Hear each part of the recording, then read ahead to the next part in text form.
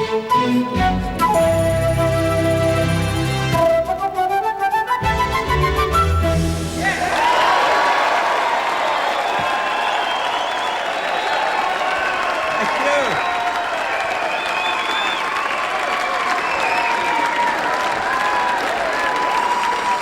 you very much. Thank you. Good evening.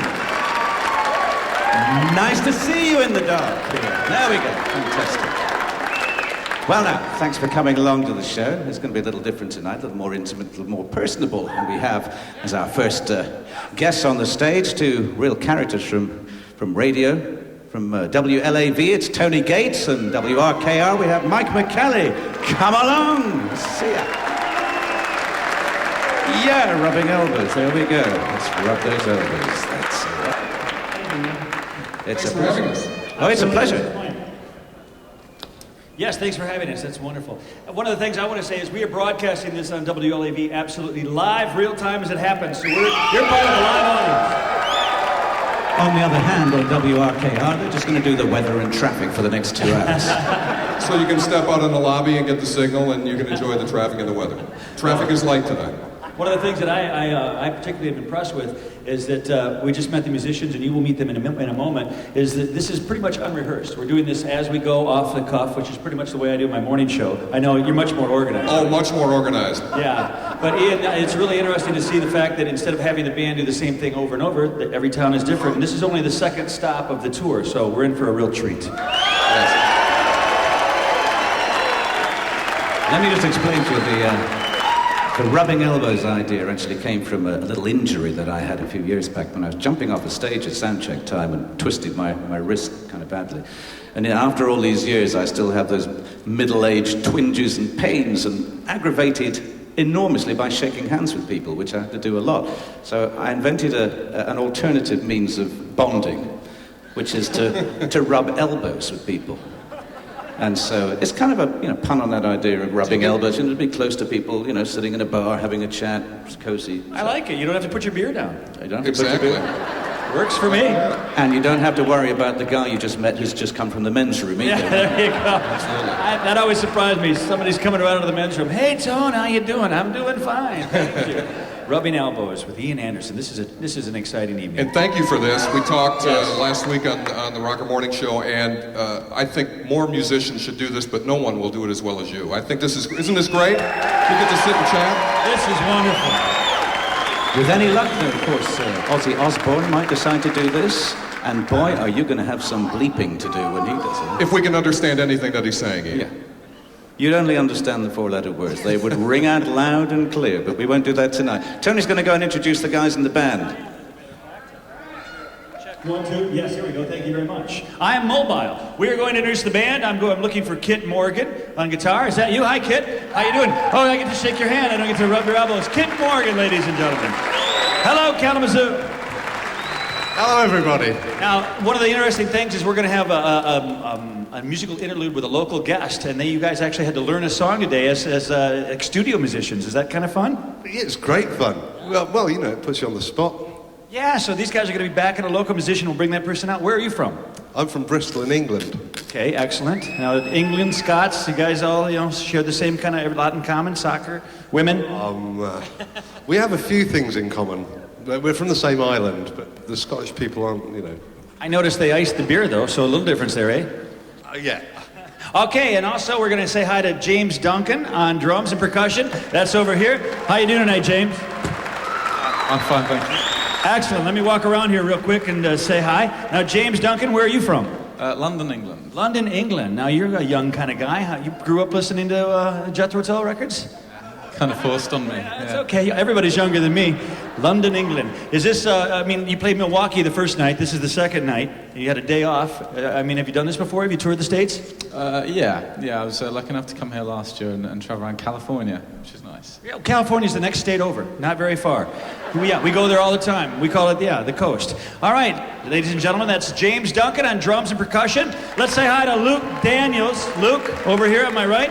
Luke Daniels is, how you doing, Luke? Not too bad, thanks. Excellent. And where are you from? I'm from Reading in England. Okay, and your name is Luke. What's your middle name? No, I haven't got one, actually. Excellent. Well, there you go. That's interesting.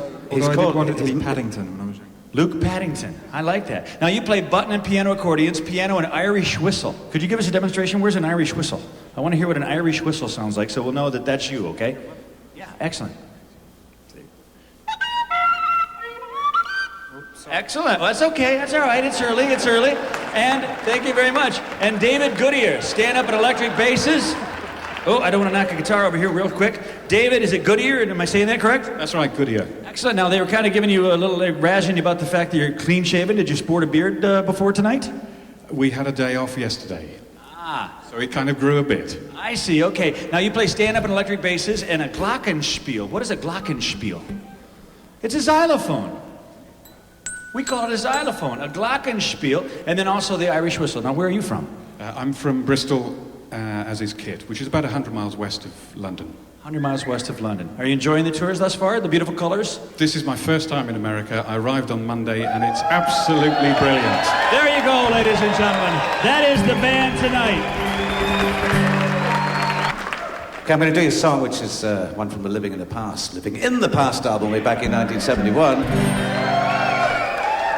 It's a song about waking up in the morning. It's something I try to do on a regular basis. Here we go.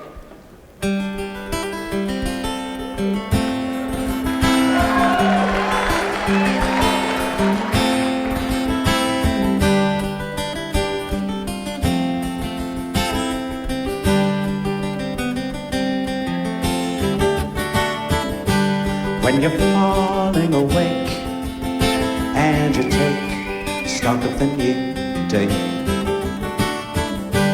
and you hear your voice croak as you choke on what you need to say.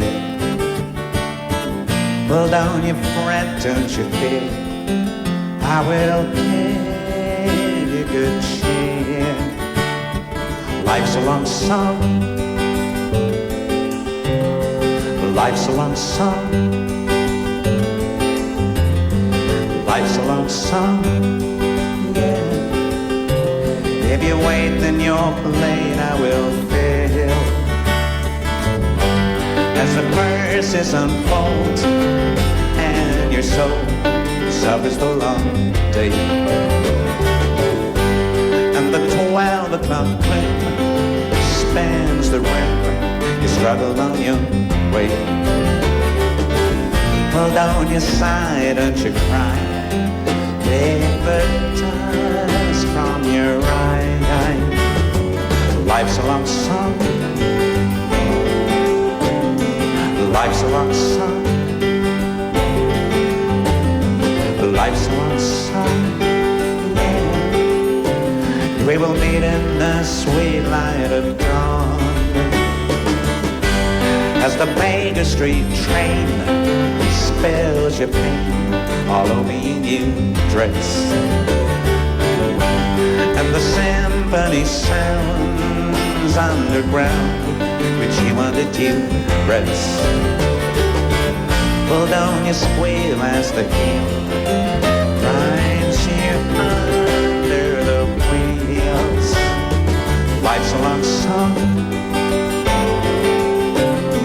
life's a long song, life's a long song, yeah. But the tune ends too soon for a song.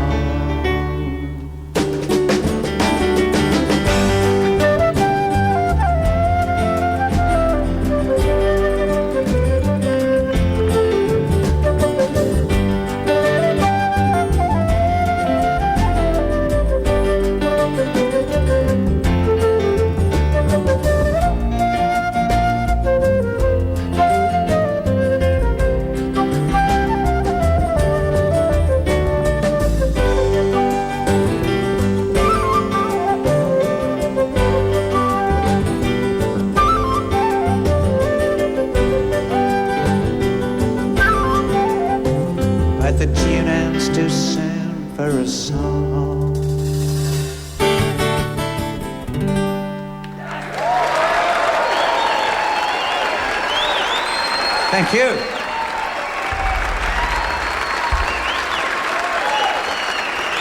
On the War Child album, you may remember that album cover. There was curious picture of Martin Lancelot Barr on the cover of that, dressed in winter wear and attempting his career as an ice skater. Yeah. It's kind of really there to illustrate this next song, which is a piece called Skating Away on the Thin Ice of the New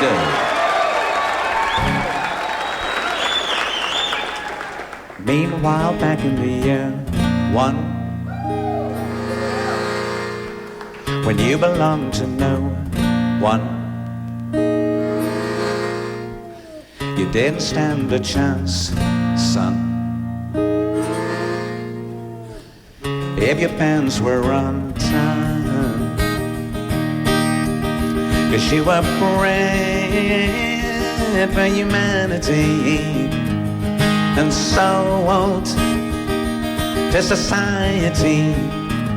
One day you'll wake up in the present day, a million generations removed from expectations of being who you really want to be. Skating away, skating away, skating away on the thin ice of the new day.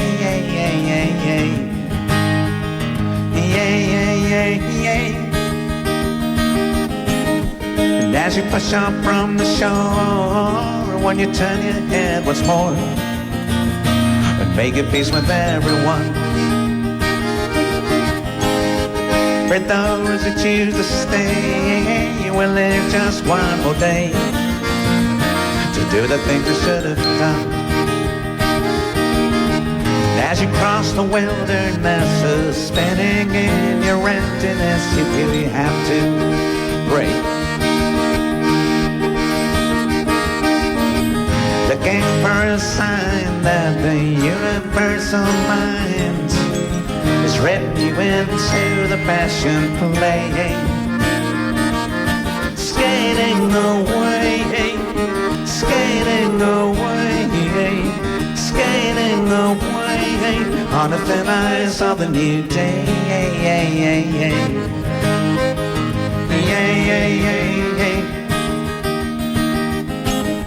And as you cross the circle line, well, the asphalt creaks behind, you're a rabbit on the run. And as the silver splendors fly in the corner of your eye, shining in the setting sun. But do you ever get the feeling that the story's too damn real and in the present tense? Or that everybody's on the stage and it seems like you're the only person sitting in the audience. Skating away, skating away, skating away on the thin ice of a new day.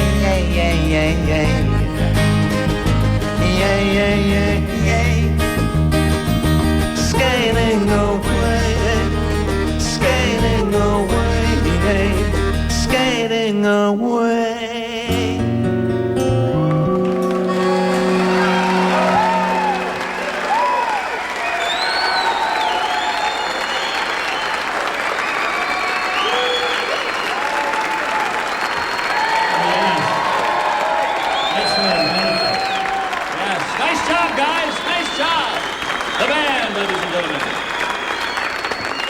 That sounds great. That sounded great. Absolutely wonderful. I have a question, because on the tours this summer, a lot of classic rock bands are out. The Who we saw, the Eagles, Crosby, Stills, Nash and Young. And some of them, they might not do a song or two, or if they do, they're kind of like, geez, I don't know, it's a little hard for them. As I get older, you know, I've got bigger print. I've got to look here because the eyes are starting to go. You just need longer arms. Maybe that's it. Yeah. But, I mean, I'm watching you sing and listening to you sing. Every note is right there. Do you have, I mean, is there, how is it as a musician? This is obviously a good night, is what he's trying to say. No, I'm asking you as a musician, the voice is an instrument, is it affected by age? Oh, it certainly is, and particularly for me, being a flute player for all these years. Problem is, you know, when you use the muscles here in the sort of around the larynx and the chest muscles, and you have to produce a note on a flute, and it's kind of a particular use of all this kind of this physiology that we have. And flute players, you know, they practice and practice, play every day, and they develop really strong, firm embouchure. Why is he looking at me when he does that? I think your wife will testify to that. It's correct? Yes, thank you. Very useful. Yeah. Very useful. I'm going to use that move later. Yeah.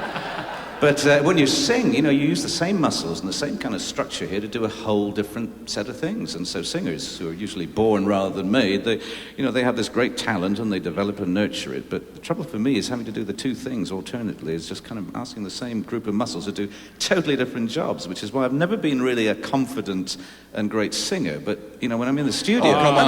No, seriously. I think we would beg to differ. One of the great rock voices of our generation or any other, I think. One of I the... mean that. I'm serious. Unwavering. Very kind. And I'm not just saying that because you invited me on stage tonight. Right. One of the idiosyncratic voices of the rock generation, perhaps. But yeah, the problem is when I'm in the studio, I resort to the trick of only doing vocals. You know, one day I just do nothing but singing. The next day, maybe I just do flute playing and don't sing. That way, everything's in place. But on stage here, you know, you have to pick one up and then sing and then strum the guitar. It's kind of it makes life a little difficult, but it's challenging, and I enjoy a good challenge, especially in advanced age, as you've said. The eyes start going. I prefer to think of it as seasoned age, not advanced age. Yeah, we're getting better. But I mean, with the eyes going, I can live with that. Yeah, thanks for the big print. Yeah. Certain other parts I can live with that going too, but there are little bits that are kind of precious to a guy. We hope they're going to last for a little I don't longer. know if I like where that's going. Or where it's been. I'm not going to mention where it's been. Or been, for that matter. Yeah, the bands used to say, okay, you got to take out the brown M&Ms. Now the contracts say we need, you know, Viagra. Thank you very much. Now, I have to tell you, obviously, what a thrill it is to be able to sit here with one of my rock heroes. And I swore to my friends that I would embarrass myself and do a sort of, I remember where I was when. All right. And I remember exactly where I was when I first heard Thick as a Brick. I was in Gary Pinola's bedroom. Gary. Is Gary here tonight? I think Gary's in prison somewhere. It was very smoky, I remember that. Do you remember what year that was? Well, it would have to be 1972. That was when Gerald Bostock, this little 12-year-old guy, wrote the lyrics. Remember that? No. Okay. Well, that's what it said. That's what it said on the album cover. You see. But it was truly an epiphany, and I don't use that word. An epiphany, and at the same time a cacophony, which is about what you're going to hear. Exactly. Would somebody look up cacophony for me, please?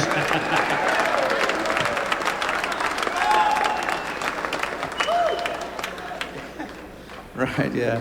Yeah, I was having a little fun with everybody back then, pretending this was actually a really serious concept album. In fact, it was a spoof. It was a send-up of the concept album genre. You look up genre as well by looking up cacophony. And so I was having a little fun with everybody. It was really, you know, I pretended it was written by this 12-year-old boy. In fact, it wasn't really. It was written by me, and this is called a little section of Thick as a Brick, followed by another obscure song from the earlier years. Little medley there. Here we go. Right.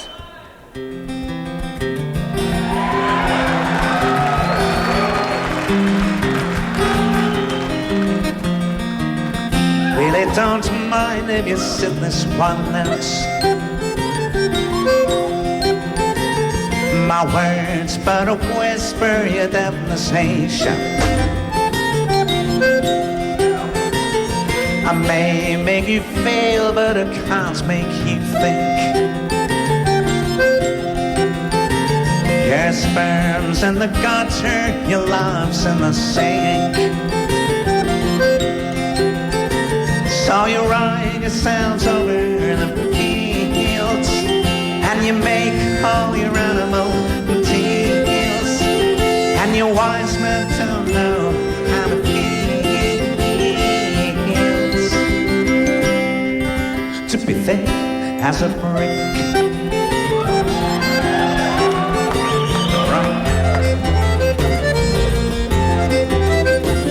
And the sandcastle virtues are all swept away in the a tidal destruction for moral belief. The elastic retreat rings a closer faith as the last wave uncovers the newfangled way. But your new shoes are worn at the heels, and your suntan is rapidly healed, and your wise men don't know how it feels to be thick as a brick.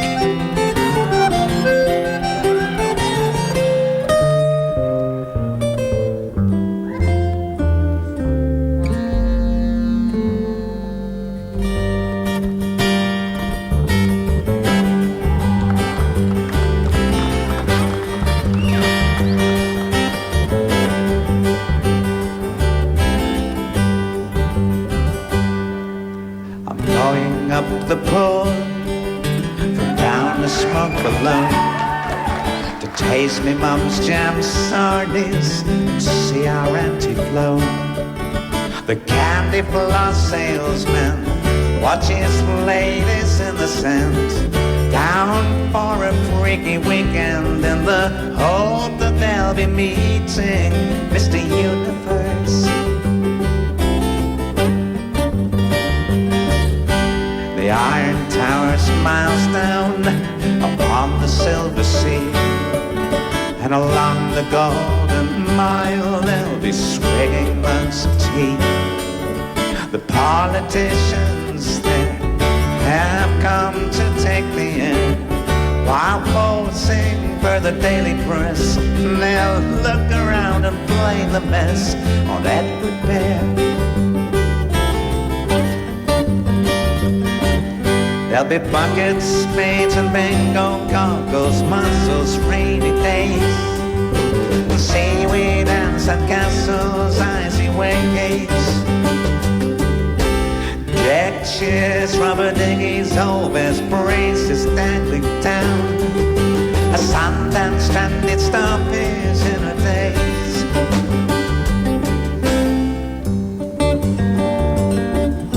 We're going up the road down the smoke below to taste me mum's jam sardines and see our empty flow.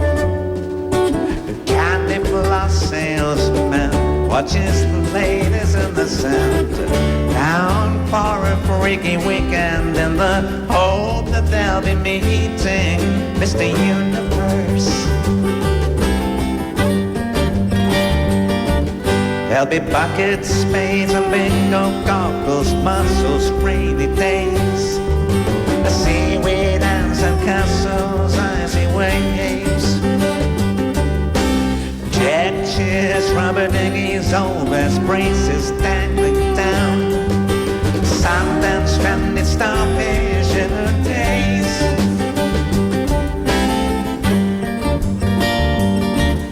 Oh, black wool, oh, black wool.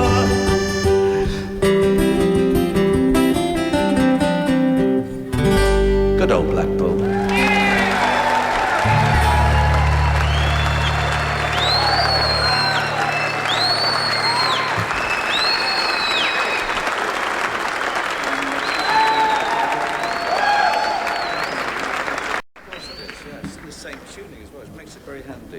Actually, from the Aqualung album was there's a lot of acoustic things on there. People think of it as being the big, heavy Jethro Tull album with big riffs. Ba ba ba ba ba ba.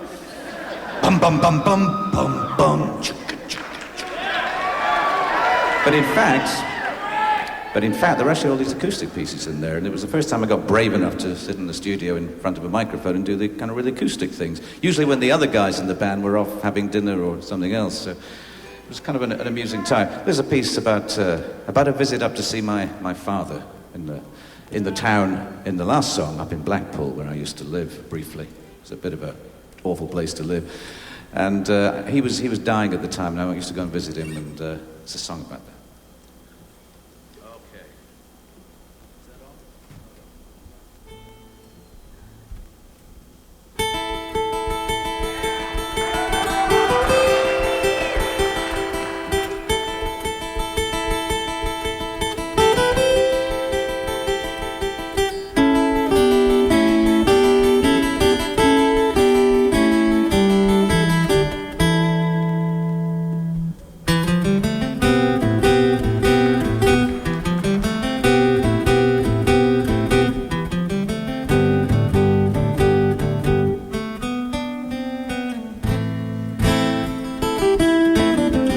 upon present platform, do your soft shoe shuffle dance. Brush away the cigarette ash that's falling down your pants. And then you sadly wonder, does the nurse treat your old man the way she should?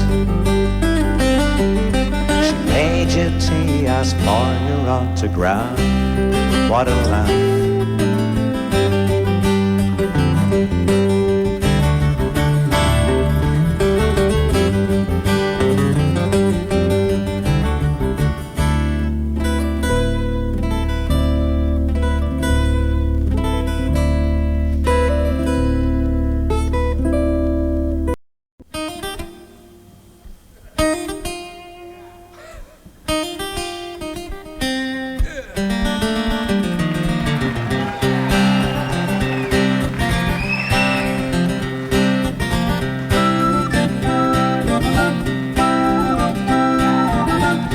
I did walk my hands to fair. I came upon Mother Goose, so I turned her loose.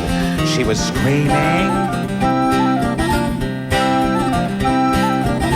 and a foreign student said to me, was it really true? There are elephants and lions too in Piccadilly Circus.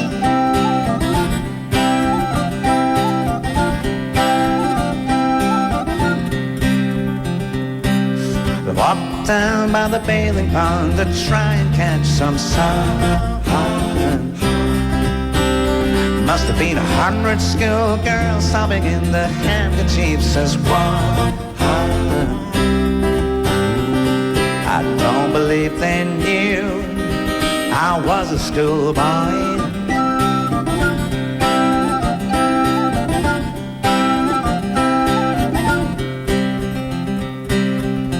And a bearded lady said to me, if you start your raving and you're misbehaving, you'll be sorry. And the chicken fancier came to play with his long red beard, and his sister's weird, she drives a lorry.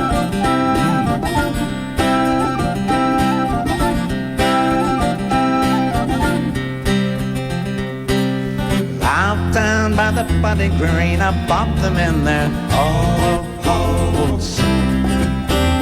4 and 20 laborers were laboring and digging up their coals. I don't believe they knew that I was Long John Silver.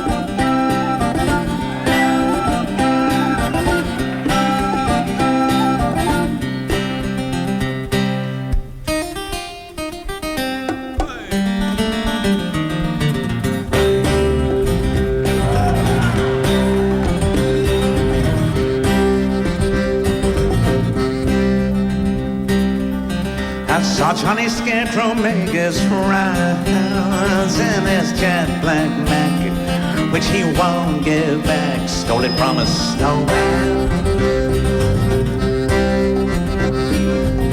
As I did walk my Hampstead fair, I came upon Mother Goose, so I turned her loose. She was screaming.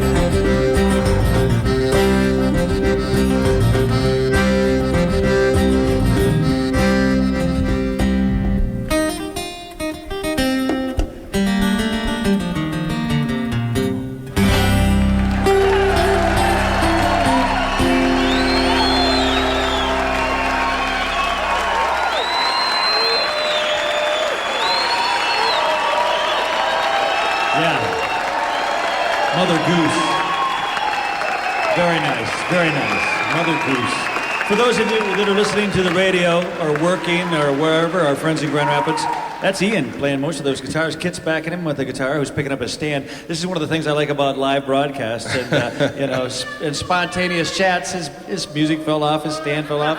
How you doing? Thank you. So that was some nice guitar work there, Ian. Very impressive. Did you enjoy it? That was beautiful. Mother Goose. Very nice, very nice. I'm having fun. We're having, Mike, you having fun? I'm having a great time. This is such a thrill. I can't believe I'm up here. Yeah, and the thing I like about it most is I managed to go out there and make it all look so difficult.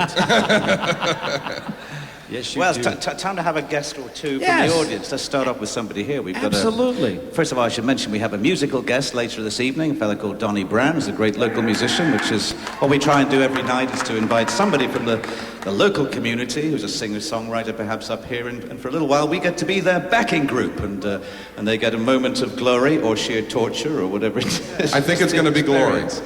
And we also have another celebrity guest in this half of the show, Mr. Michael Trigg. You know who he is? Yes, Michael Trigg. Is he our first guest? Absolutely. And Excellent. coming up in a Michael minute. Trigg. Not yet. I'm sorry. I'm kind of Okay. just kind of. All right. I'm kind of letting them know we're going to do the weather and traffic. And Okay. That's what we call a tease. All right. tease. We call a that's it. tease.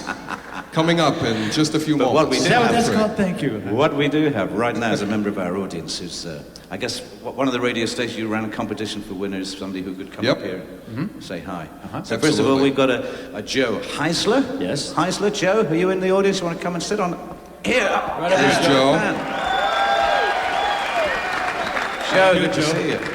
That's not a Joe? weapon of any kind, Yeah, is I it, would be that you're worried bringing about here? that. What are you There you bringing? go. Joe's There you spending go. the night. All right. What'd you bring, Joe? This isn't a suitcase party, Joe. You're not flying anywhere after the show. These are some gifts for Ian from our company. Oh, wow. Oh, a little plug. little Now, Pharmacia sponsorship. Corporation. Okay. Have a seat. What's the Have name of a the seat, company?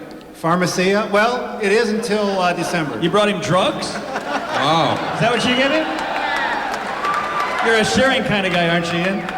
Absolutely. Absolutely. You bet your bottom. Absolutely. I'm looking out for the band. That's what I'm doing. Yeah, no, they're very sensible. Excellent. In fact, they're so sensible they've disappeared, which is a very good idea at this point. But in at the least Kit cleaned up before he left. Yes. Joe, what, you're a member of the local Kalamazoo community, or have you come in from California? That's right, Kalamazoo. Kalamazoo, it's a great town.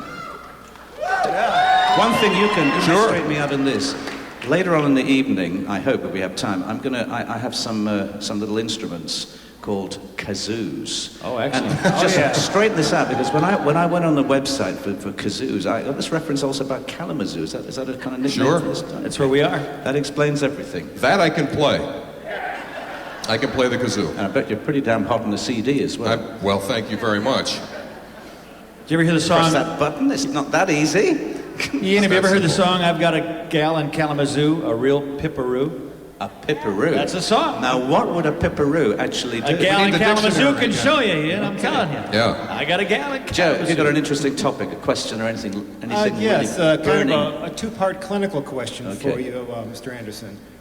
Being a survivor of deep vein thrombosis, I wonder how that has affected your creative juices in performing or songwriting. And secondly, maybe a look at me. diagnostic question, could it be that Aqualung was suffering from multiple pulmonary embolism? All right. Yeah, well done, Very Joe. nice. Good bit of research there. Uh-huh. Yeah, a few years ago, like 7 years ago, I was in Peru. We're doing a show in Lima, and it was down by the Pacific Ocean on the, as you know, on the west coast of South America. It was really humid, it was slippy, and I was getting on or off the stage, I can't remember, and I kind of slipped and tore a ligament in my knee, much as happened to your poor President William Clinton. Mm-hmm. And, same thing, except I wasn't drunk. And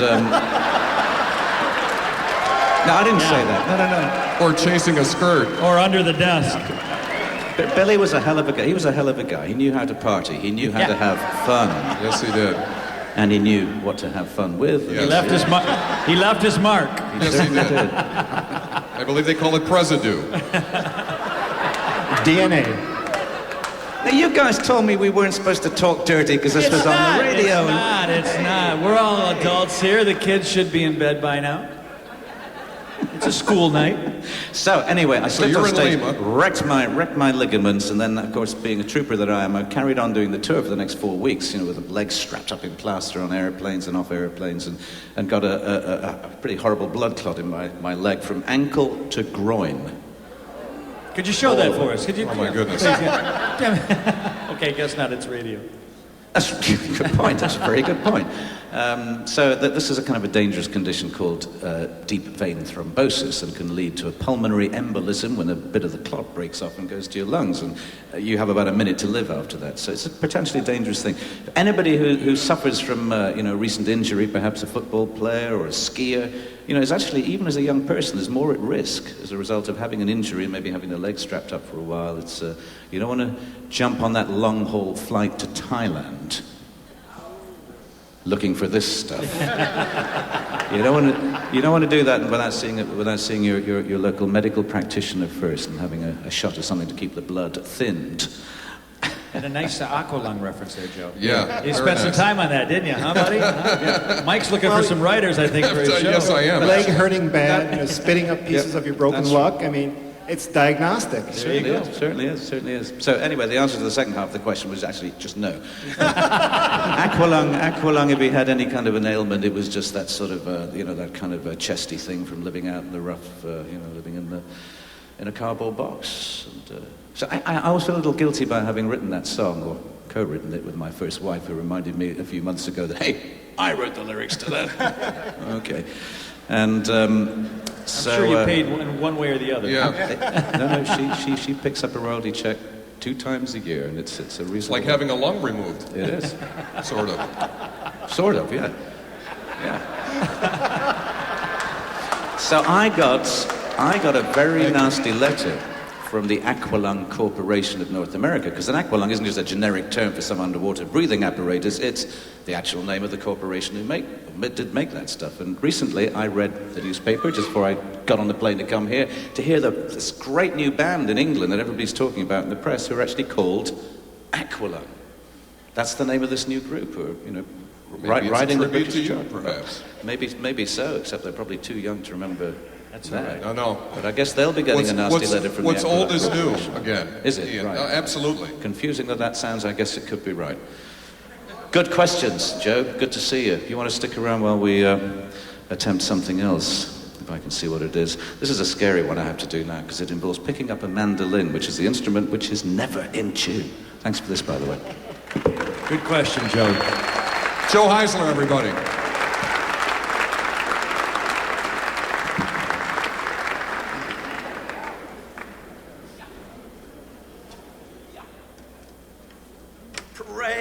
Pray.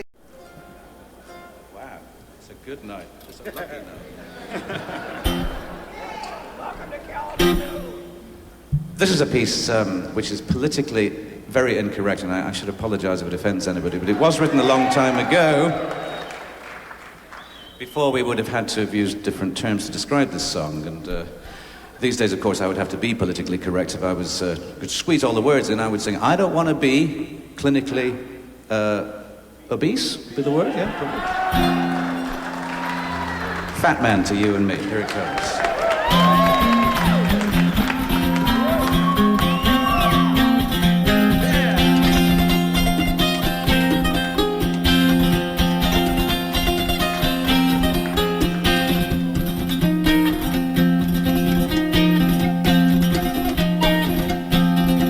Don't wanna be a fat man, yeah.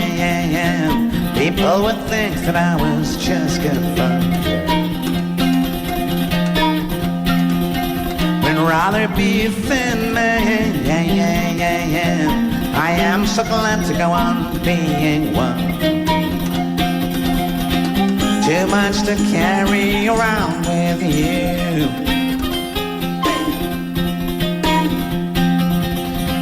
No chance of finding a woman who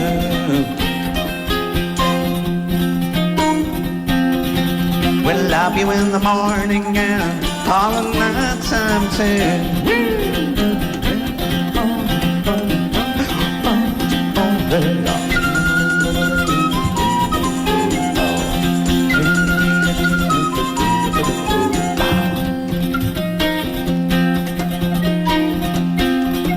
Don't wanna be a fat man, yeah. I'm not the patience to ignore all that good.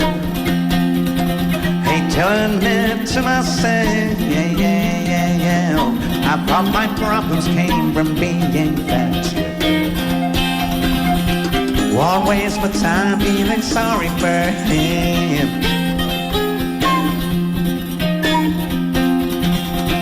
I'll see the other side of feelings in.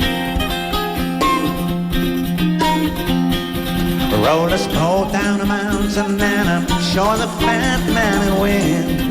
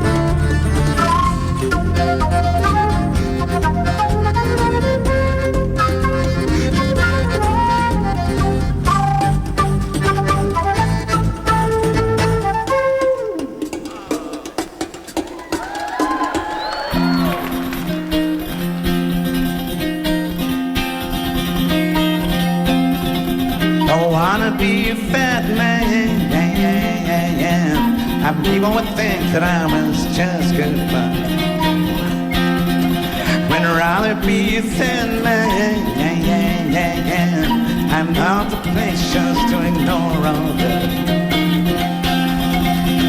Too much to carry around with you.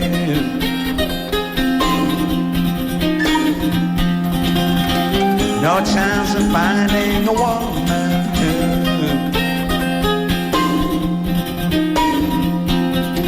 will love you in the morning and all the night sunset.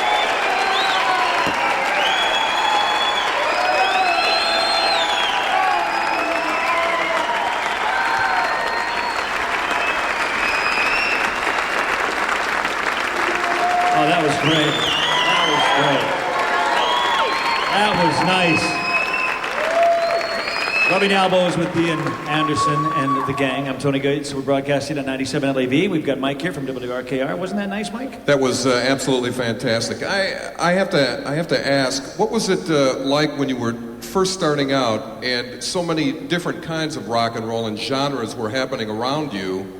What made you choose this style of music? Why was it ancestral in a way, or? I didn't say incestual, I said ancestral. Are you gypsy? Is it a minstrel kind of gene? It's kind of a mixture of all things. I think people do have a kind of a folk memory of the music of their, even though they never maybe heard it, they have this natural response to music that is part of their genetic heritage, you know, their parents, their grandparents or whatever. And in my case, it's just sort of European, is about as close as you can nail it, you know, something to do with the music of the northwest wilderness of Europe, you know, Ireland, Scotland, Northern Europe. But then, of course, at the age of 16, I heard Black American Blues and was wildly excited by Sonny Terry and Brownie McGee, Sonny Boy Williams, and John Lee Hooker, Muddy Waters, and all those guys. And I just thought, well, you know, this would be brilliant if I could do that kind of music. But I came to the realization fairly quickly that not only was I never going to turn into a black man and be convincing as a blues singer, although such changes skin tone are indeed possible these days. Yes, they are. And I think some of those drugs that Joe brought up might make that happen. You know, when you're talking about that particular style of music, but you were groundbreaking, way ahead of the game in terms of a concept album. That really was unheard of at the time, wasn't it? And The concept album, yes, but for a lot of people that was windbreaking rather than groundbreaking. It was a little bit of a fatuous kind of excess. But concept albums were fun at the time, but just for a year or two, and then we realized that it was kind of, the art is really in writing 3 or 4 minute songs that just put it all together in a short space of time. It's kind of easy in a way to create something grandiose and spin it out over 40 minutes, but it doesn't necessarily make it good. But what we have to do, because we've got to move on here, we've got a couple of guests we're going to invite up from the audience again. And those are a couple of folks called Dan Hoffman and Burke Snyder. Burke and Dan, are you down there? Well, good to see you. Dan Hoffman, good to see you, Dan. Welcome. Dan, how are you? Yeah, rubbing elbows with Dan. Burke Snyder. Burke, are you down come on there, up. Burke? Don't be shy. Yeah, we're going to have you at the same time. There he is. Yeah, here Come comes on up. Burke. All right. I have to say, I went into a nearby emporium of cheap delights on my way to the venue today to purchase this little alarm clock for the princely sum of $9.99. Nothing but the best. $9.97. What a deal. Absolutely. And this is here for a reason, because we have to remember Absolutely. to keep on time. Gentlemen, Otherwise, we get into trouble. sit down. Sit down. Have a seat. Quickly, sit down. Wow, those are boots. Those are stomping boots. Wow, look at those. From England, are they? They look a little bit like Doc Martens. They are indeed the famous Doc Marten boots. Oh, we didn't do that yet. Here we go. Yeah, we have this footwear in England, which was actually became almost the property of a thug-like generation called the skinheads. Yeah. Who used to fight with the rockers, the motorcycle guys used to fight with the guys who rode these little effeminate motor scooters from Italy. They were the skinheads. They wore parkas, it's kind of weird stuff. The Who were kind of skinhead Yeah, they were. generation. The people who are riding Doc those Martens. today, Yeah. we just call them geeks. You just call them geeks. Geeks that are riding the little scooters. Little and everything, scooters, yeah. right. Okay. These are motor scooters I'm talking about. Right. Yeah. We call them mopeds. Mopeds. Okay. Well, what a culture shock this is all. Anyway, great boots. What? You've got a great question for me. Well, you're such a big Whip. name to me and everybody else in Kalamazoo. Thank you very much for coming here. And I'm wondering, sir, if you could tell us what made you think of coming to do a venue this intimate as Kalamazoo and the State Theater? And Well, basically, if we were really, really rotten, it wouldn't reach as far as New York or Los Angeles and ruin my chances of going there next year. Exactly. No, I mean, listen, let's not kid ourselves. A lot of people come and play, particularly at the beginning of a tour. They pick, some place kind of out in the sticks that no one's going to write about them. But Kalamazoo's a, pretty meaningful town. Everybody knows where that is. And so is Grand Rapids. And so is Grand Rapids. Absolutely. Yeah. So, not forgetting our friends from WLAV in Grand Rapids. Got to get that one in. We played in Grand Rapids last year. Jethro Tull did a show. I believe, Absolutely. or the year before, or sometime recently anyway. How time flies. Yeah, but it's good to be anywhere, frankly. At my age, I'm just happy to be working. I know a lot of musicians who aren't. Some out of choice, some because they sit there waiting for the phone to ring, and it doesn't anymore. So I'm just pleased to be playing anywhere. Thanks for having me. Dan Hoffman is from Grand Rapids. A huge fan. What's your question, Dan?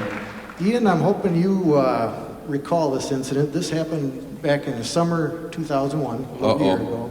And this was at a concert in Lansing, Michigan. Pat Benatar was the opening act. Yeah. And from our vantage point in the front row, Pat was dragging it on and on and on, apparently going into your time. And from our viewpoint, it looked like you were quite agitated backstage. Yeah.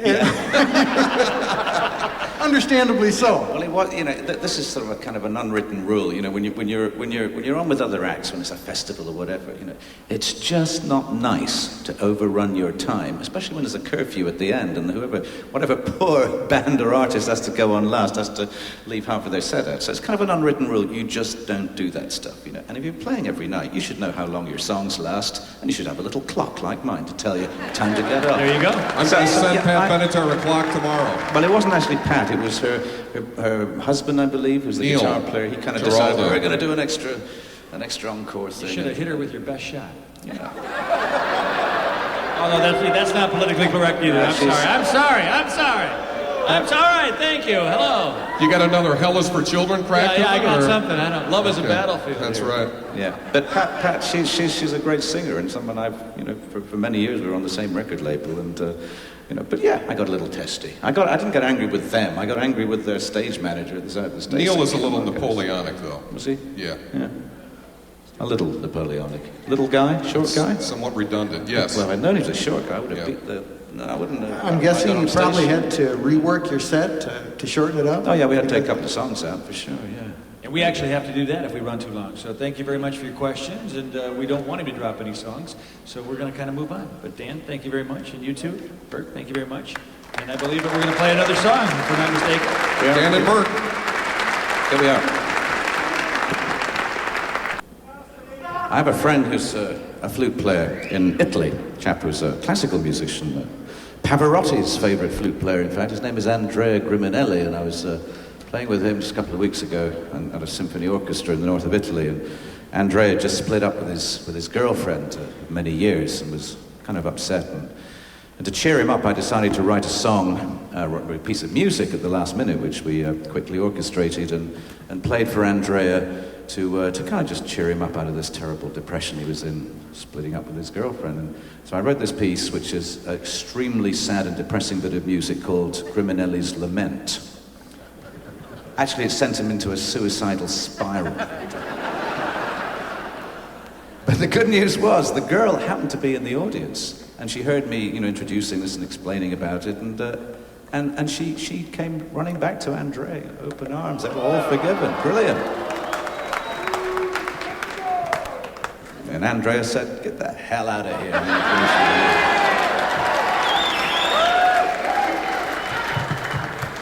This is called Griminelli's Lament. It's actually kind of a slightly sort of Celtic sounding thing. Here we go.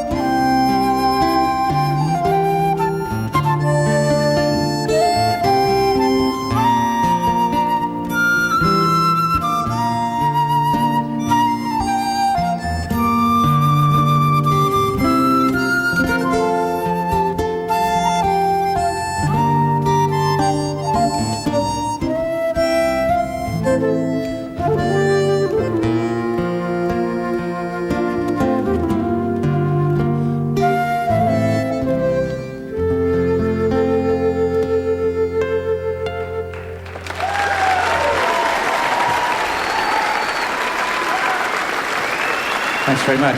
Griminelli's Lament.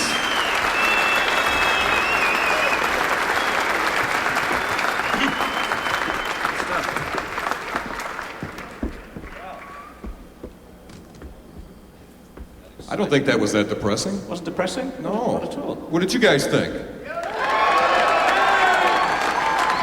It's invigorating. It was spiritually uplifting. Absolutely. And mercifully short. We're going to invite a couple more folks up on the stage here. We have Bob Barber and Alex Cale. Bob and Alex, where are you? Let's see you. Let's have you up here to rub elbows with our happy folks from radio. Yeah, something's just occurred to me. Why have we just got guys? Where are these pretty girls that Kalamazoo's supposedly famous for? We'll have to send Tony into the audience later and find a lovely young lady. Hi there. Oh, both of them. He's a double elbow man. How you doing, Bob? Well, there you go. Yeah, It's rubbing elbows, by the way, not bumping. Yeah. We're not. This isn't disco. There you go. Okay. All right. I mean, I love this kind of thing of all of us doing this. It's like a bunch of middle-aged chickens having some kind of orgy, isn't it? Maybe Ian can do the chicken dance song for us later. That'll be fun. Well then, yeah, I saw you yesterday, didn't I? Yes, you saw me I've yesterday. seen you a few times, and I think once or twice over the years. once or twice over the years. In fact, you gave me a very, actually quite an important gift. Really? Yeah, because a long time ago we had a bass player called Jeffrey Hammond. He used to wear, yeah? Jeffrey was famous, a little eccentric, but famous for his striped suit, his striped guitar, and his black and white striped upright stand-up bass. And Jeffrey left the band in '75, I think, to become, to follow his real love, which was to be a painter. And so he became just full-time engrossed in painting pictures for a while. But sadly, a few weeks ago, his wife of some 26, 27 years died of cancer. And Jeffrey's really very, very lost and depressed about it. And you very kindly gave me a gift to give to Jeffrey, which is something that I hadn't seen for years, and I'm sure he hasn't, which was a very strange photograph from a promotional publicity photo session for a German magazine back, I guess, in around 73, 72, wherever it was, of Jeffrey in a tent in a hotel room. In pajamas, cooking some food with a lady who has her upper torso airbrushed to make it look like she wasn't naked. And so you kindly gave me that photo to take back to Jeffrey to cheer him up, or not, depending on the way he feels about it. But anyway, Happy to do it. Yeah, Happy to do it. Yeah, terrific. Thank you very much for that. And what about you? First of all, man, you're amazing. I can't even believe I'm up here with you. I think you're great. I've enjoyed the music, Jethro Tull, the whole thing. I don't care what Mike says, you're a lot better than Kenny G. Ixnay any Well, wow, that really hit the spot.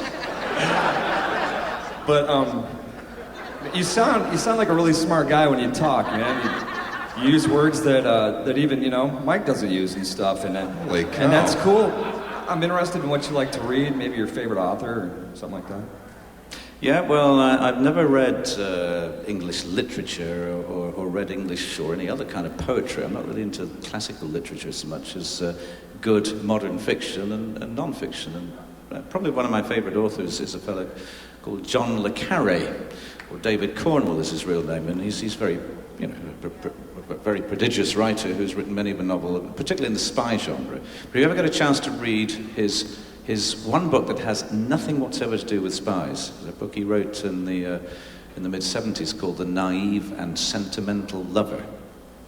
I know you're going to forget that as soon as you walk out of the theatre, but The Naive and Sentimental Lover by John Le Carre, that's my tip for the, not just for the year, the decade or whatever, it's just a wonderfully weird and scary book, which I would love to make into a movie, which I've already cast in my mind with Kevin Spacey playing an important part of that. He's an actor that would just fit right in. But of course, all I need to find is about $20 million to make the movie, which is not going to happen, is it? You need $20 million to make 10. That's right. Well, that was the answer to that question. Yeah. I appreciate that. That's not a problem. Thank you. Thank you for asking. And we better get on to another song. You have a quick question. I have a quick can see question. that, okay, Back in 1968, you had a guitar player affectionately known as the Fat Man, Mick Abrahams. Right. He left, and a few weeks later, Martin Barr joined the band. And intermittently there, Tull had a gig on Top of the Pops or one of the English television shows, and Tony Iommi of Black Sabbath fame filled in. In fact, I brought this photograph of that session for you to look at. I want to know what this guy does for a living. He can follow Jethro Tull around for 25 years. How many times have you seen this man? How many times? It's over 200. 200 times. But there's two other people in the audience down here. My friend affectionately known as Mr. Boo and Dave Gerber from Chicago, who also are in that same league. He's actually only seen us 4 times. He's hallucinated 196 times. What I want to know is, do you still have those wardrobe items? Because I'd like to see some of those. I wonder what happened to the hair is what I wonder what happened. Well, the hair was... I don't know why I used to wear that stupid wig. It really never seemed to me anywhere. Well, anyway, my question is, did Tony Iommi just do that one gig? Did he do other things with Jethro Tull? Even though he never recorded with Jethro Tull, was he ever considered a member of Jethro Tull? No. Tony was someone who, around the same time as Martin Barr came into our lives, Martin being obviously the long-standing guitar player with Jethro Tull since Christmas 1968. And about the same time we met Tony, and we kind of, we sort of, I don't like to use the word audition, it sounds a little mercenary, but, we got together in an informal and casual way just to explore the opportunities of playing together. And Tony was even then, you could tell he was onto a particular thing. It was that sort of monophonic riff kind of thing, just something that just became Black Sabbath. But it didn't quite suit the songs I was writing at the time, and so Martin got the job and Tony didn't, which is probably the best thing that ever happened to Tony. He didn't end up working with Jethro Tull. And but he did kindly come back to help us out with the Rolling Stones Rock and Roll Circus TV show, and that's Tony. I don't know if the cameras can see this. Oh no, we're ready. It's Tony has his hat pulled down over his face, and his guitar, although it has a guitar lead in it, is not actually plugged into anything, because on that video of the TV show, only I was playing live and singing and playing the flute. The other guys were actually on tape, as I recall, so it was a bit of a... Was Glenn Cornick playing that harmonica? He has that deal that... No, he's looking like he's playing it, but Glenn and harmonicas are pretty, distant cousins. I gotta get up there and do another song, because we're running kind of late here. Bob Barber and Alex Cale, ladies and gentlemen. 200 times. Mr. Boo. I just read in the newspaper this morning about another volcanic eruption about to take place on a very beautiful Caribbean island called Montserrat, where I went to visit a few years ago with my wife. In between eruptions, they had half of the island been blown up already, and the airport had been closed down, and it was a terrible mess. And we flew in a chartered airplane to have not a gory look, but it was a place that George Martin, the Beatles producer, had always said to me, hey, you really got to go and see this place, it's really beautiful. And of course, there was a recording studio where Sting and loads of other people made great records with George's studio in Montserrat. Sadly, all destroyed by the volcano, and since just after we were there, it was not completely wiped out, but 2/3 of the people had to be evacuated, and it's now going to happen again any day now. This thing's going to blow its top again and maybe take what's left of the island. So it's a very poignant time to play a piece from the Secret Language of Birds album, a song called Montserrat.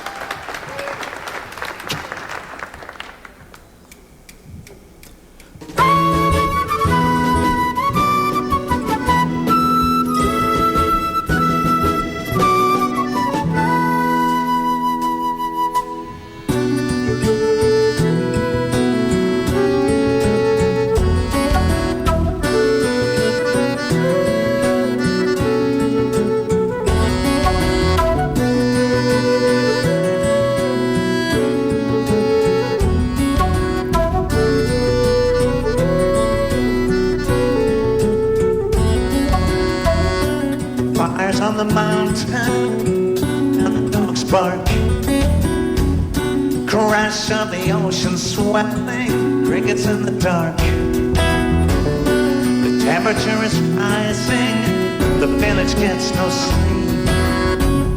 It's hardly surprising given hot company they keep. Somebody's home in the asphalt margin, somebody's life in the loft.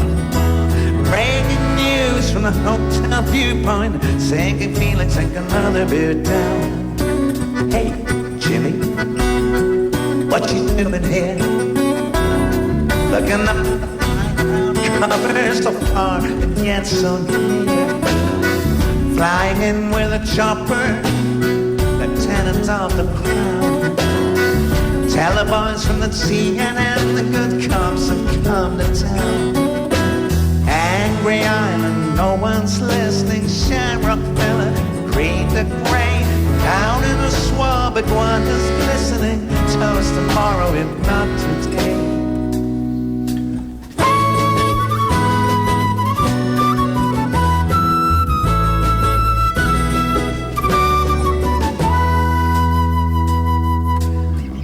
In the shadow of the Cyprian, under Chelsea's peak, did the earth move for you?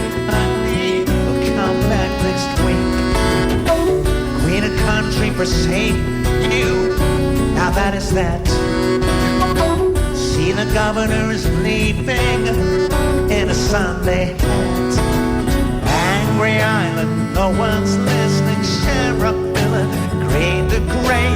Down in the swamp, iguanas glistening. Toast tomorrow and not today. Hey, Jimmy, what you doing here? You a scientist, you a newsman, or simply come to feel the fear? Now the temperature is rising, and we're in too deep. Really is no point in disguising the hot company they keep.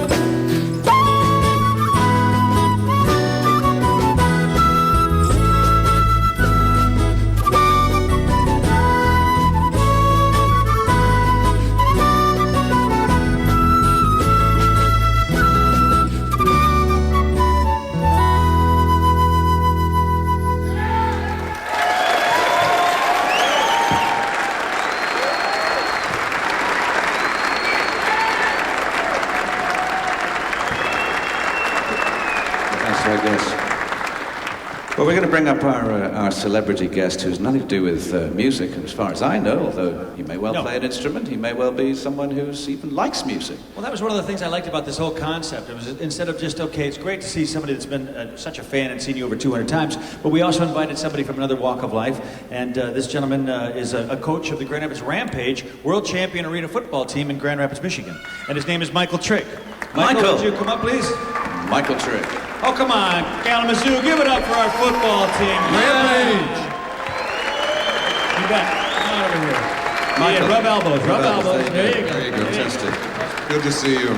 Michael, have a seat. That's your microphone. Is this it? Can I break a trend with you right now, quick? Can you break a what? A trend with what's going on right now. Sure. I'd like my wife Susan to come up here, so at least a female presence makes. Oh, that would be nice, Susan. Hey, Susan. But she doesn't want to run elbows with you. She asked me if she might be able to give you a kiss. Have you a problem with that? Oh, wow. All right, Michael. Making points. See, this is a smart man. Mom and Dad are in town watching the kids, and they got a date night tonight. There you go. I guess my wife's going to sit. There you go. There you go.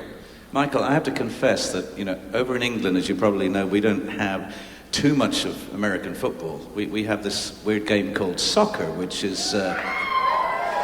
I think people think it's a little sissy, and it's kind of not really proper football, but in fact, in America, and I don't know, I mean, you're probably a fan of soccer because you know how difficult that stuff really is with that round ball that just keeps rolling, and you have a terrific female, the women's U.S. soccer team is a world-beating entity.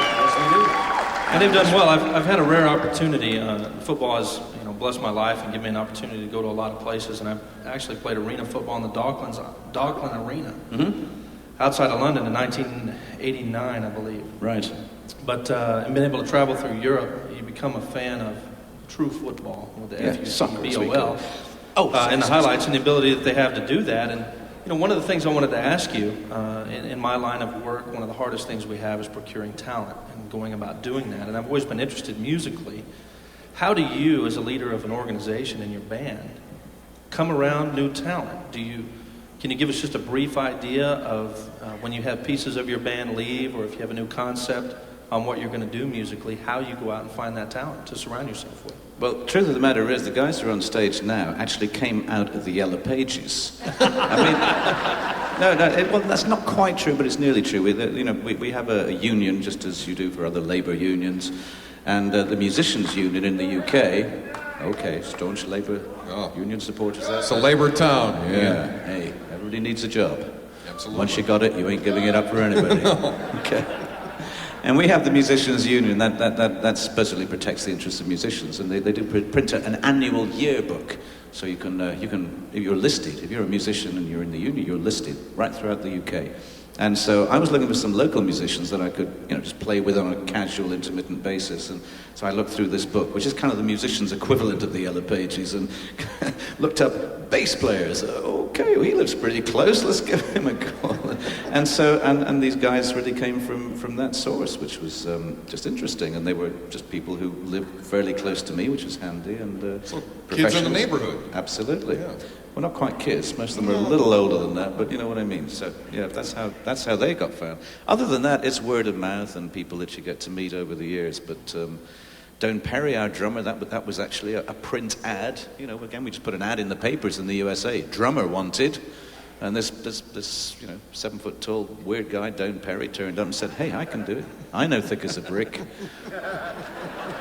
Which is pretty useful because the rest of us But not only weren't musically, sure. I mean, the musical talent and ability is there, but they've got to be able to mesh with the other personalities of the band, too. Yeah. How do you determine that? Is that just kind of They have to be instinct? pretty bright guys who, really understand music. They've obviously done a fair amount of education. They know what they're doing. You have a degree in marketing. And I'm not to be facetious, but, for something as physical and as aggressive as football playing, because before you were a coach, you were a professional player, and you obviously... You get out there and mix it with a lot of big guys. Is it common that all these folks are quite academically sound and have done university degrees, or in fact, let the wife answer that? Are in fact some of you not too bright? I mean, how does it work? We're broadcasting live in Grand Rapids, Coach. Let me just remind you of that. The beauty of professional football is I'm not limited to the testing scores of the talent that I bring into town. So if you were out of football tomorrow, what would be your chosen profession? Would you use your academic qualifications to go out there and earn a living, or would you just do something completely off the wall? I mean, you've got to keep Susan in the style to which she has become well accustomed. As I can see from this rather exotic jewellery and the thing that you managed to Velcro to me is a bit of that when you embraced me so thoroughly. You should see his ring. Have you got your arena football ring, Coach? Oh, look at that thing. Yeah, look at the size of that baby. Well, I was formally educated and headed toward doing some things in healthcare administration. Geez, that's the size of a fourth grader. So that's a big ring. That is a big ring. That's a big rock. I could wear that ring, but not on my finger. Okay. It's a big ring. That is a big that's a ring. nice thought, Susan. All righty.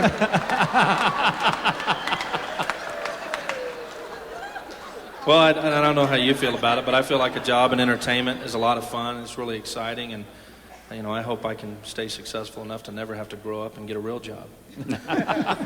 Well, us folks, I guess we all have that in common. Yes, we do. We get paid on a good day for doing something that is just a lot of fun, and I guess a lot of you folks don't have that luxury. You have to go out and do a job you maybe don't enjoy too much. Yeah. Yeah, well, we'll maybe talk to you about that later on. See who's got the most boring, despicable, dreadful job they would just love to give up and come and be the lowliest paid road crew on the Jethro Tull team. Bet you switch for that. Huh? Yeah. This young lady wants to go on tour tomorrow right here. Yeah. You have to speak to my wife about that. Okay. Well, this is great to see you. And just before you go, what's your favorite? I mean, don't just say Jethro Tull, but who else do you love listening to? What you really like? Well, in the time frame of growing up, obviously Jethro Tull was fantastic. I liked the early days of Rush when they first came on the scene. The group from Canada in metal and Triumph. I kind of took a little bit of a Canadian slant on that. My rock likes coming up, and then. A question back to you. What bands right now do you listen to? Well, I listen to the stuff that gets sent to me on a fairly regular basis from managers and agents and the musicians themselves, who many are, new, younger bands, but they send me stuff because, God bless them, they think they want to be the opening act on a Jethro Tull tour. And so I listen to a lot of that stuff, and once in a while you get some great stuff, from Minneapolis, from Milwaukee the other day, we had Willie Porter join us, and Willie's done 3 tours with us just because somewhere along the line somebody sent me his record, and out of the blue I thought, hey, this guy's he's the guitar player, the acoustic guitar player and singer. I think Willie's Isle dad was is here wanted to tonight, be. apparently. Yeah, good. That's great. That's great to know and great to hear that, because with corporate, record deals and the business and the conglomerates these days, for a musician of your stature to say that somebody sent me a record and this guy's been out on 3 tours with it as a result, hats off to you. That's great that you keep that alive. Absolutely. That's cool. That's great. That's good. Good. Well, I'll get up there and play another piece to close this part of the show. We have a 20-minute break, and then we'll be back with you for some more. But first of all, I'm going to play a piece which is originally a classical piece of music, one that you've heard probably many times before, a piece called Bourrée, but we're going to turn it around a little bit and kind of take the sort of jazz thing a little step further. So it's kind of gone into another time signature, which makes it pretty weird to listen to. So some of you may, given that the intermission is coming up shortly, some of you may want to leave a little early and get to No, get to the lavatory first while it's still, spotless. You know what I mean. Nice to meet you, Susan. Great to see you too. Yeah, sorry. there you go, Big rubbing guy. elbows. Coach Trick. Go Thanks, Rampage. Coach.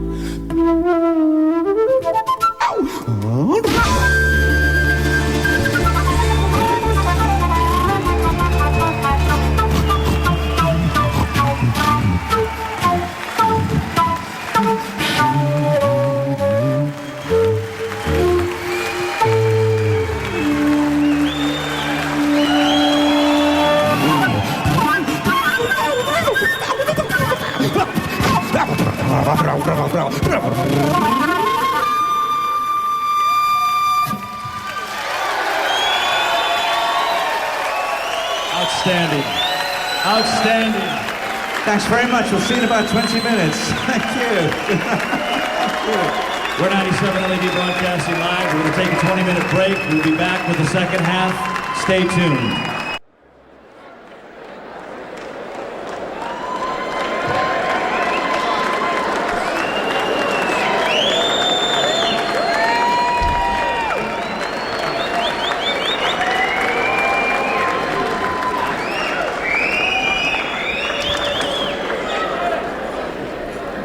I've always been a little wary of Christmas because people have a habit of having this great celebration and forgetting maybe about the Christian religion. Not that I'm really much of a Christian, but I think you should pay attention to these moments when they come by.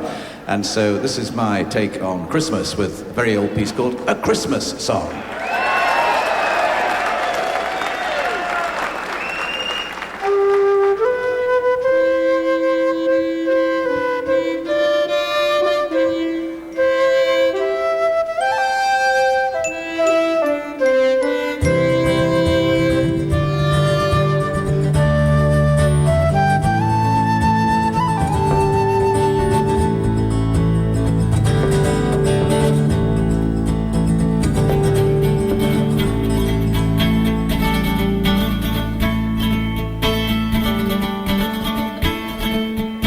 Once in Royal David City,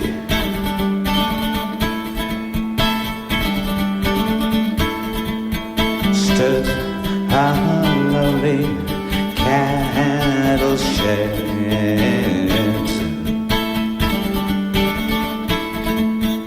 where a mother held her baby.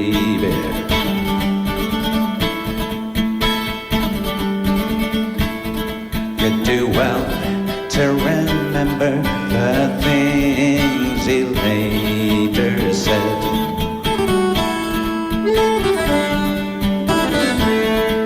You're stuffing yourselves at the Christmas parties. You'll laugh when I tell you to take a run and jump.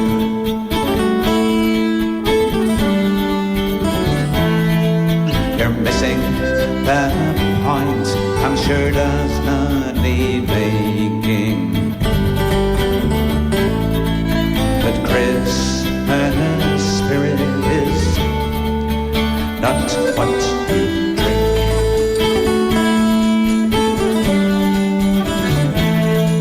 So how can you love when your own mother's hungry?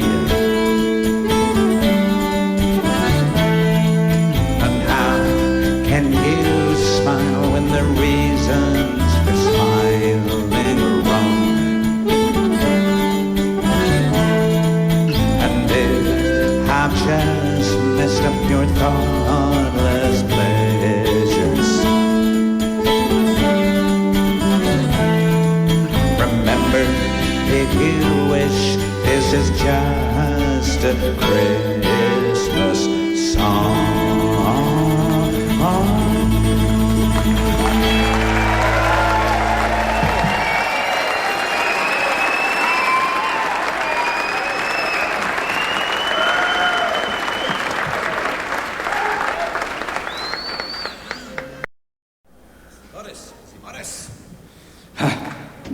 It's a flute instrumental of difficult proportions, really, because it takes place in different key signatures, and it's a difficult thing for everybody to play, really. It's dedicated to Boris Yeltsin, who's one of those heroes of mine for his unorthodox dance style, as well as his safekeeping of the universe as we know it, because being a keen fan of the vodka, he was too drunk most of the time to find the button to press to send the missiles on their way.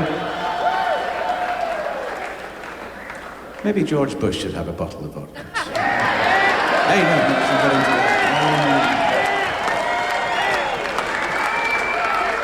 that. There's a piece called Boris Dancing.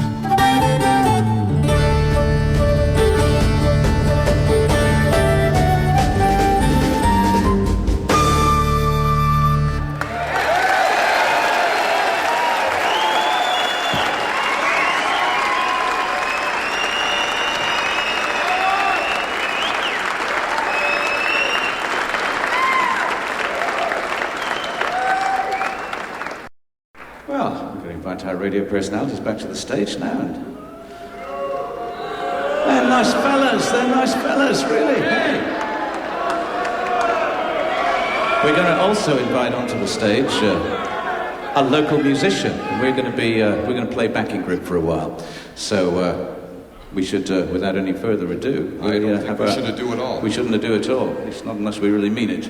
We have a local fella by the name of Donnie Brown. Is he known to you? Ever heard of Donnie Brown? Absolutely. You know Donnie Brown. He's from the Verve Pipe, ladies and gentlemen. Right. Yes. Very successful. Hometown boys done good. Donnie, Drummer, come over here. Songwriter. Hi, Donnie. Donnie sent us a song last week, which I have to say, listening to a lot of people that send us these things, our musical guests during this tour, some of them are, just kind of a little basic, a little bit untutored, but Donnie has a really skillful piece of music, which he's going to sound great. We're going to be struggling to keep up with him, but it's a fabulous thing. We had a little practice at it earlier. And Donnie, what is the song? Because it's called Driving Song, curiously, the name of a Jethro Tull song earlier, but nothing to do with it. But how did the song come about? Well, it came about like almost all of my songs, solitary in the basement in Lansing, Michigan, where I write. And yay, Lansing! And when I was writing music for the Verve Pipe, and this one seemed a little left of center for our band, but I liked it nonetheless. And I have to say that your band is fantastic in sound check. Great. If they can make me sound great, they're quite good. So. Yeah, because the interesting thing is Donnie is actually a drummer, and yet he plays guitar and writes songs and knows some quite difficult chords, which for a drummer is sort of unusual. I don't know. Well, thank you. I didn't invent the chords. Now that I think of it, Phil Collins, of course, is a drummer who also, sings and writes music and has a hairstyle somewhat similar to ours. Thank you. So, Donnie, we'll get up there and do this thing. My pleasure. It's a piece called Driving Song. And we hope we can do him justice. Here we go.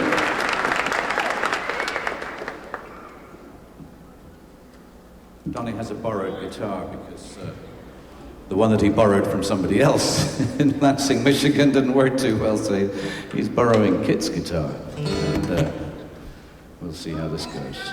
So. Yeah, just let me plug in. Right.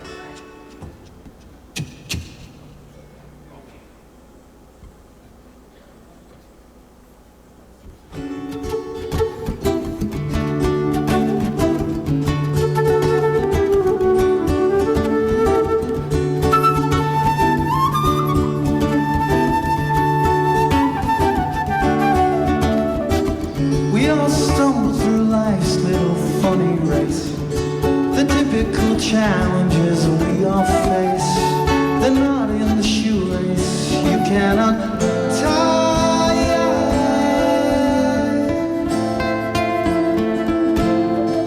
Whoa!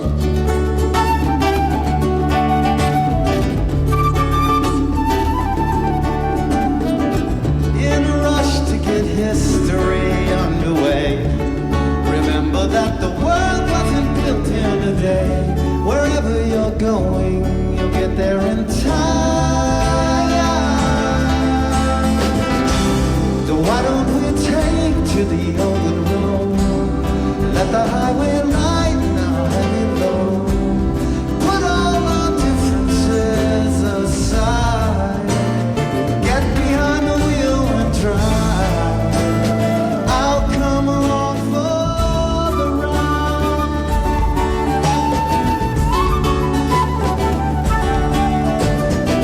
Slow the pace in the search for your happiness. We're all under construction from the very first breath. The breaths become smiles, the smiles become tears. So grab the wheel and I'll take the open road. Let the highway light and a heavy load. Show me the harmony and words to the sound of the song on the radio. Let me get behind the wheel and try. You come along for the ride.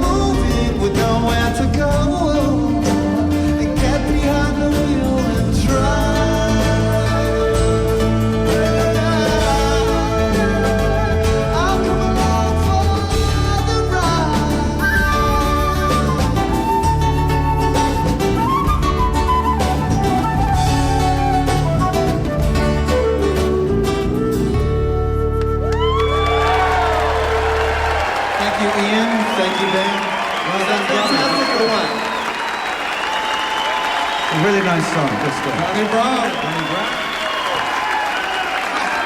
Well, thank you. How about that? Thank you so much. Thank you again.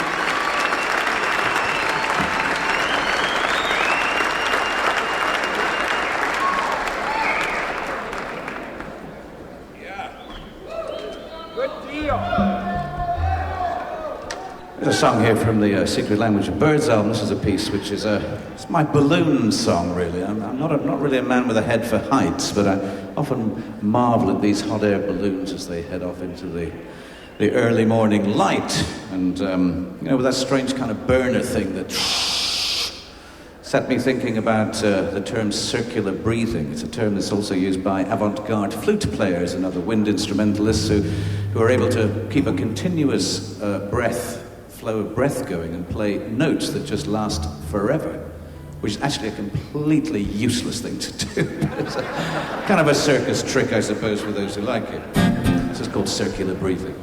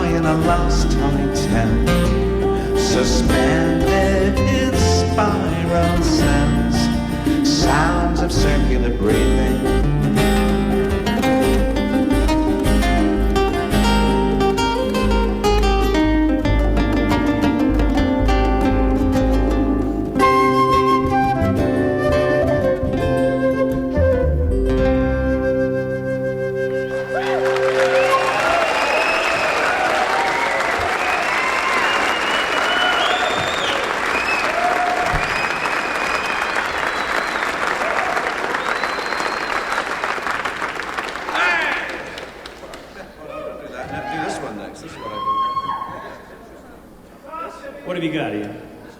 There's a little Indian bamboo flute. Do you want to hold my flute? No.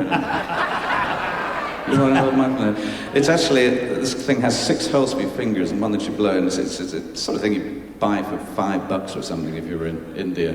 But I actually have these made for me by a fella down in Virginia, a fellow called Patrick Allwell, who makes these really quite nice bamboo flutes and charges me the princely sum of about $20 for them. It's still a bargain at the price. So I'm going to play this one in a piece of music coming up, which is from an album called .com, which was, thank you. And, do you play any instruments? I do not. You do not? Have you ever had that urge to strap on a guitar? And I have the urge all the time. Yeah. No, you don't do anything about it? Play a lick. Not a lick? Not a lick. What about you? Secret air guitar player? Yeah, I do play. I played the guitar and the trumpet. The trumpet? Musical family, yeah. Wow. What can I say? That is a hard It's one. that embouchure thing, you know. You got the lips. It works good with girls. Yeah. It's a good line. What can I say? Listen, I'll remember that next time I get the horn. I'll remember that embouchure thing. Yeah. Now, speaking of women, Ian, I have to ask you. We can't let the night go by. Tell us about the move. The move? The move with the leg. Don't you guys want to know where the move came from? This one? This one, right? Where did that come from? Well, it actually began when I was a harmonica player because if you're going for these high notes when you're at the harmonica and you're kind of it's easy with the harmonica because you're kind of holding on to it like this and you can kind of hold the microphone and you suck more than you blow with the harmonica, which is a useful thing to know. And I do when I play it. That's for absolutely. Which is kind of weird because you told me you didn't play anything, but we'll let that one go by. So.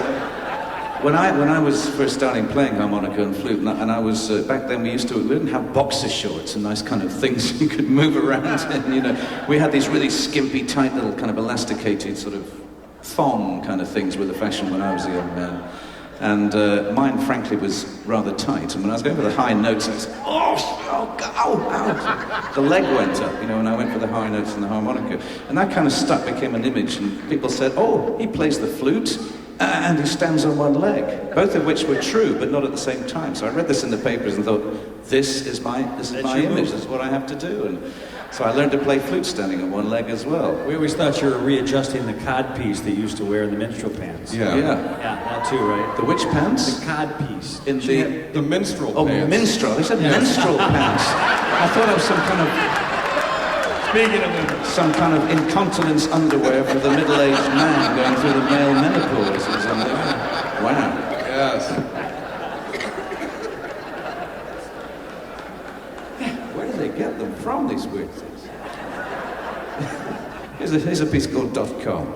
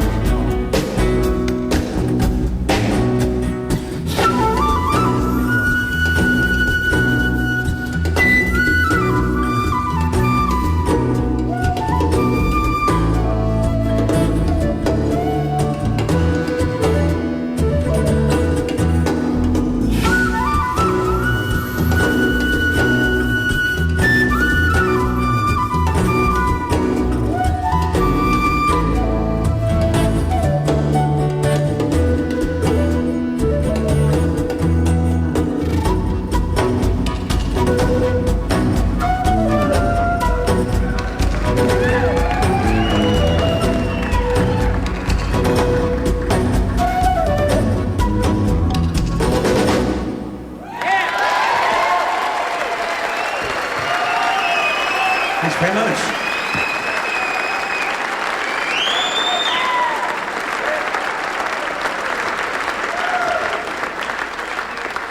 Thanks very much. Well, I mentioned the harmonica earlier. I'm going to give that a spin. For about 6-7 seconds, it just makes a brief appearance, and then it goes back in his little box again until tomorrow night. I don't know, I used to like it.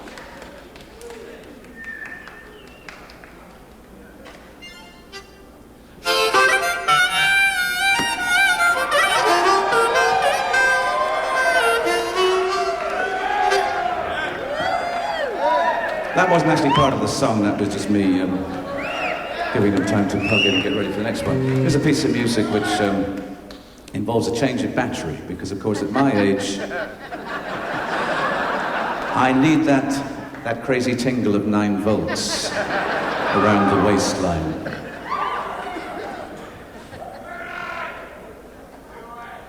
Was that actually, Mike, it was actually the battery pack on the other side that I needed the battery, so I'm really going to have to come back and switch them. That was a good shout. It's interesting, you see, because I have a battery pack on both sides. Yeah, it's this one here I need. So, yes, I'm being switched over again. I'm changing my voltage from DC to DC! Yeah. Is it in the right way, though? No, it is. Okay. I'll tell you in a minute. Hello. Yes, that's fabulous. Fabulous. That's much better. I feel positively electrically Viagra'd now.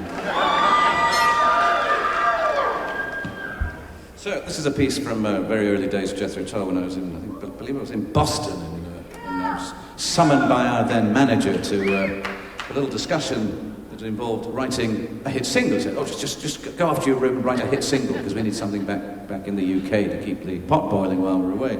So I thought, right, okay, hit single. What's to humour him? I thought, yeah, I'll go away and write a hit single. So I thought I'll write the most uncommercial bit of music imaginable. I'll put it in 5/4 time, which makes it impossible to dance to unless you have 2.5 legs.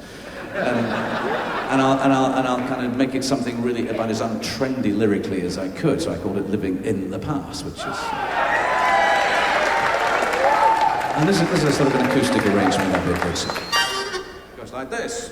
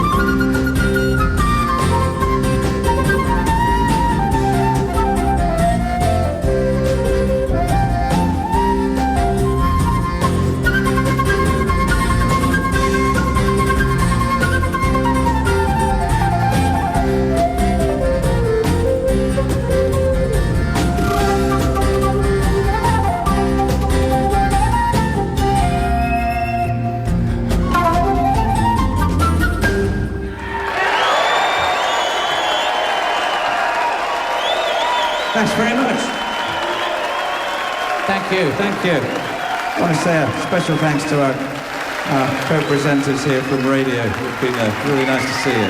Thanks a lot. Members of the band here, Luke Daniels on keyboards, Kit Morgan on guitar, James Duncan on drums, and Dr. David Goodyear on basses of various sorts. Now what happens next? What happens next is we go off stage and pretend that's it and say good night, but actually secretly we don't really go, we just stand in the wings while you go nuts. And then we come back on again and pretend to be surprised. Give it a try. Give it a try, give it a try.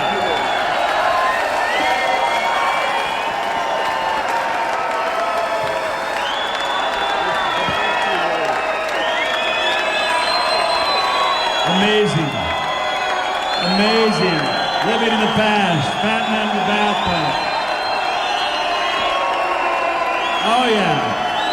Ian Anderson, rubbing elbows. Kalamazoo! Grand Rapids, we're live. Broadcasting live. And recording, I might add. Let's hear it. Let's hear it for the amazing Ian Anderson and his band.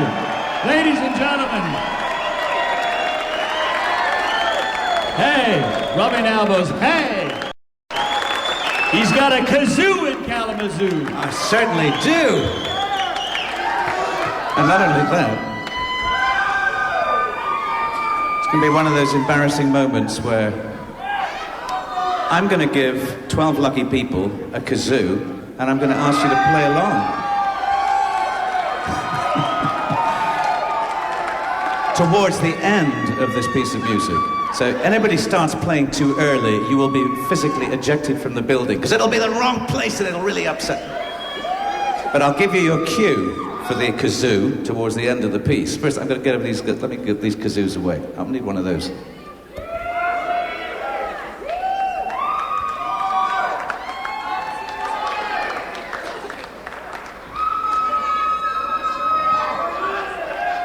We need to turn his microphone on.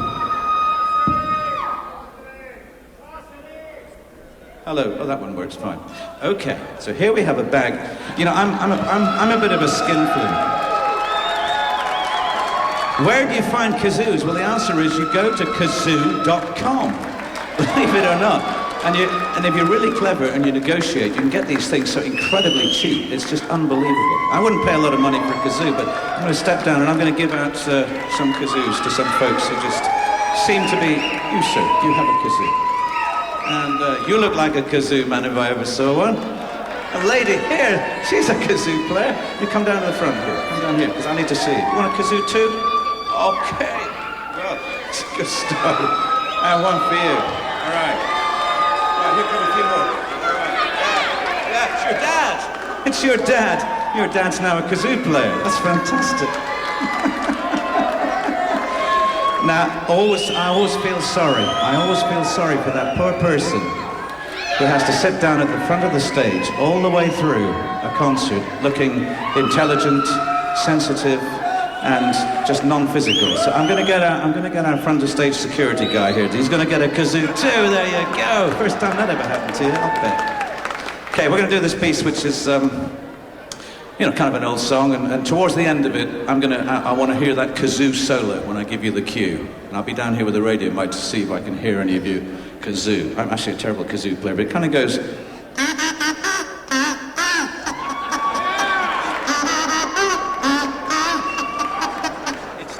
We're not going to do. Not doing that one. All right, I'm going to put this down and leave this back in a minute. Right. Scary moment. You all have a little practice, do you, while you're waiting? Okay, see if you recognize this one.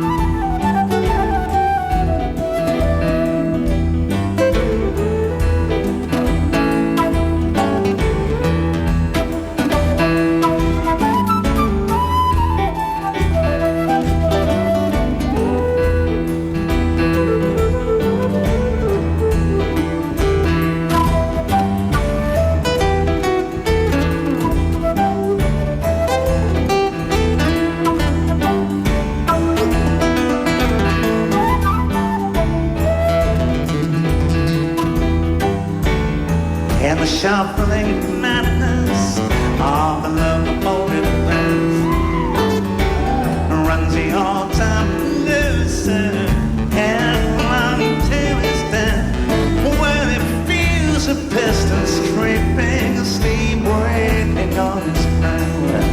Oh, Charlie Stone, the handle, and a train it won't stop going nowhere to London.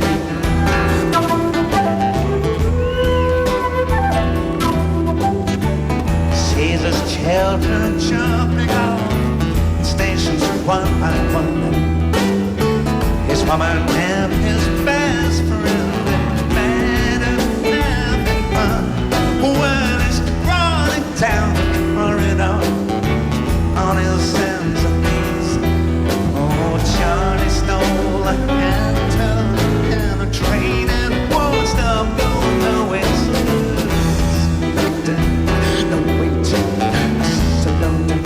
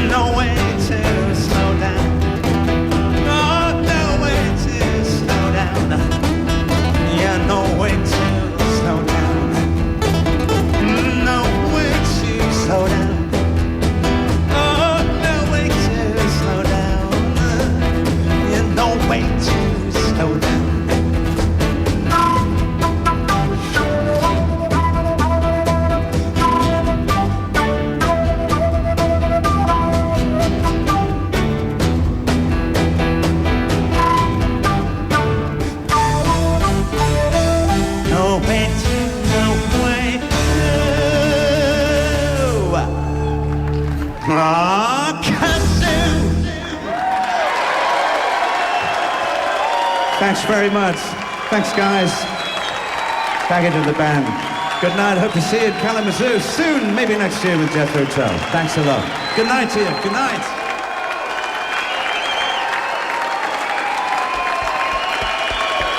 The amazing Ian Anderson and his band. Great job, guys. Thank you, Ian. Thank you, Tony, for letting me apply. Mike, thank you very for much. the evening. Ian, thank you very much. That's a wrap. Back to the studio of WLAV. The broadcast is done. We are on time. Thank you, everybody in Kalamazoo, Grand Rapids. Drive safe. Thank you. Good night, everybody. From Citadel Broadcasting, Classic Rock 97, WLAV, Grand